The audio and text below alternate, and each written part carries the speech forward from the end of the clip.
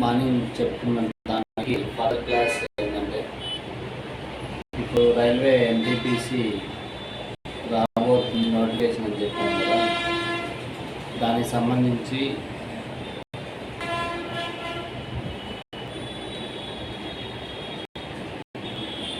Syllabus ఏముంటుంది, exam pattern ఎలా ఉంటుంది, సబ్జెక్ట్ వైజ్ ఎలా అడుగుతారు, దాని గురించి ఇప్పుడు ఎక్స్ప్లెయిన్ చేద్దాం.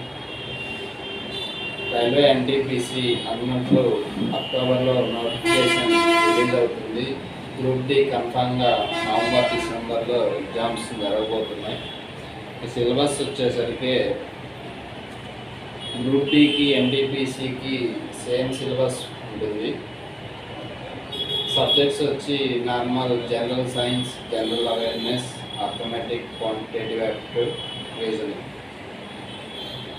ఈ 4 సబ్జెక్టులు జనరల్ సైన్స్ ఏమో 25 మార్కులకి ఉంటుంది. అథమెటిక్ మ్యాథ్స్ అంటే కూడా ఇంటర్మీడియట్ ట్రిగ్నామెట్రీ కానీ ఇంకా చాలా ప్యూర్ మ్యాథ్స్లో ఉంటాయి కదా, అవి టాపిక్స్ ఫర్దర్గా చెప్తాను టాపిక్స్ ఏంటి అనేది.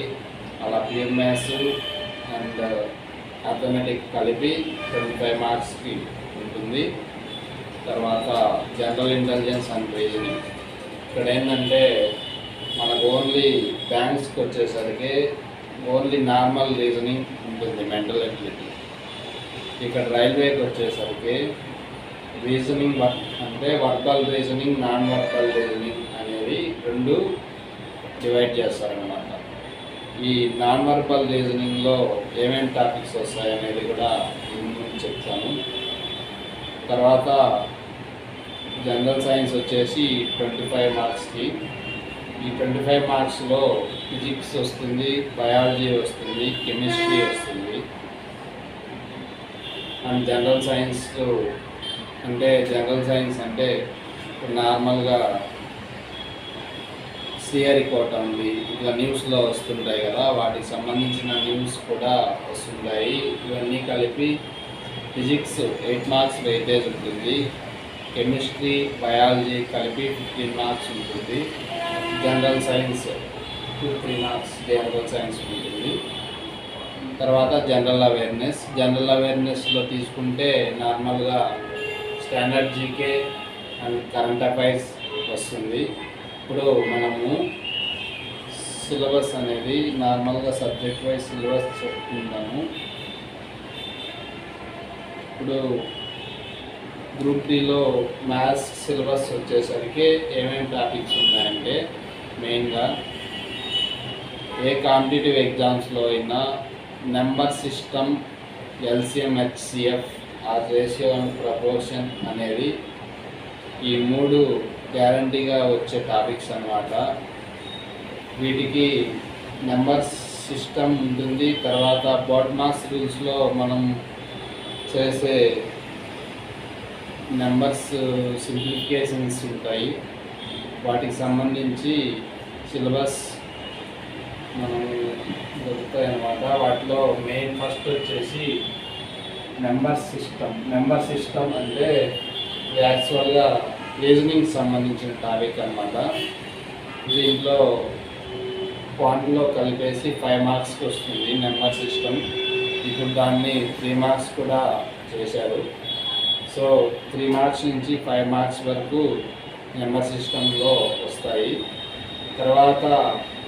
దాని తర్వాత మామూలుగా నార్మల్గా వెయిటేజ్ ఉన్న నెక్స్ట్ టాపిక్ ఏంటంటే ఎల్సిఎం అండ్ హెచ్సిఎఫ్లో ఖచ్చితంగా 1 మార్క్ అనేది ఉంటుందన్నమాట.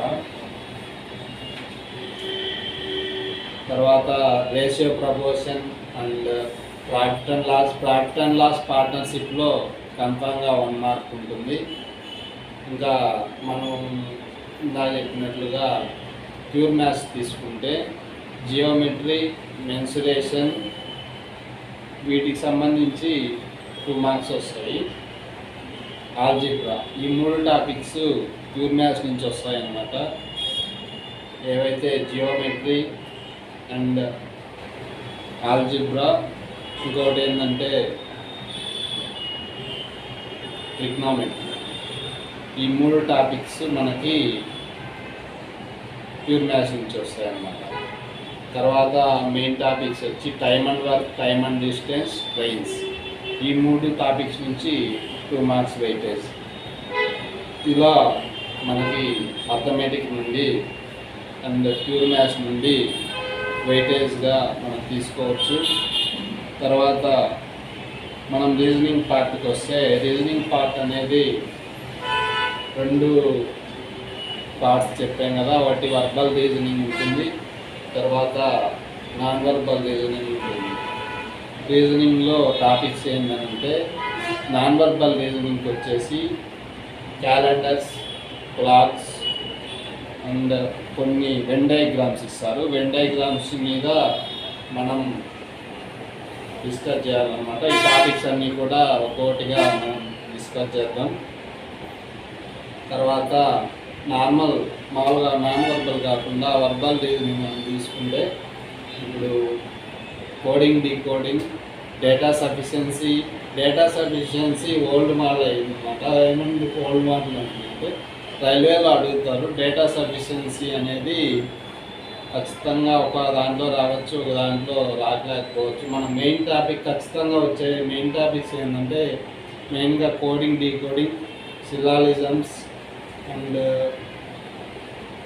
ఇంకా మెయిన్ టాపిక్ ఆల్ఫాబెటిక్ సిరీస్ ఒకటి, తర్వాత స్టేట్మెంట్ కన్క్లూజన్, ఇవి ఖచ్చితంగా ఉంటాయి. తర్వాత బ్లడ్ రిలేషన్స్, డైరెక్షన్స్.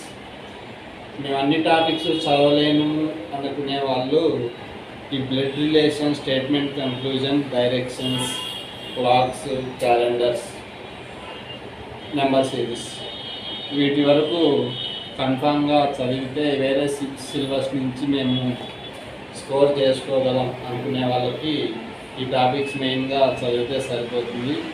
ఇంకా మనం పోతే బయాలజీ, ఫిజిక్స్, కెమిస్ట్రీ నుంచి యూనిట్స్ అండ్ మెజర్మెంట్ అండ్ ఇంకేంటంటే లైట్, ఇవి 9th క్లాస్ 10th క్లాస్కి ఏవైతే టాపిక్స్ ఉంటాయో వాటి మీద, మళ్ళీ జనరల్ సైన్స్ మీద కూడా వచ్చే అవకాశం ఉంది. తర్వాత జనరల్ అవేర్నెస్, కరెంట్ అఫైర్స్, వేటి మీద మెయిన్గా అడుగుతారు అంటే, మెయిన్గా ఫోకస్ చేసేది స్పోర్ట్స్లో ఎలా అడుగుతారంటే, రీసెంట్గా క్రికెట్ మ్యాచ్ కావచ్చు, బ్యాడ్మింటన్ కావచ్చు, ఏదైనా games, indoor games, outdoor games, మెయిన్గా కాన్సన్ట్రేట్ చేసేది వెన్యూ.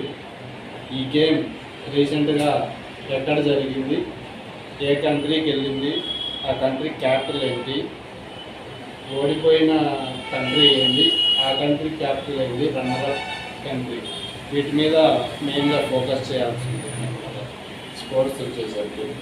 ఇంకా నార్మల్గా పార్క్స్, డ్యాన్స్ ఫామ్స్, కల్చర్స్, తర్వాత వాటి వరకు మెయిన్గా చూసుకుంటే, వీటి మీద తర్వాత ఒక్కొక్క టాపిక్ మీద మనం మెయిన్గా డిస్కస్ చేస్తా పోదాం. ఇది ఓవరాల్గా గ్రూప్ డికి సంబంధించిన సిలబస్. ఇప్పుడు నేనేమంటున్నానంటే, మనం డైలీ కరెంట్ అఫైర్స్ ప్రతిరోజు ఏవైతే ఉంటాయో అవి ఫాలో అప్ చేస్తాం. ఇప్పుడు మనం ఇదేంటంటే అథమెటిక్, ప్యూర్ మ్యాథ్స్ ప్రతిరోజు 3 రోజులకు కానీ ఒక టాపిక్ కంప్లీట్ చేస్తాం. అలాగే రీజనింగ్ కూడా చేద్దాము. So thank you guys.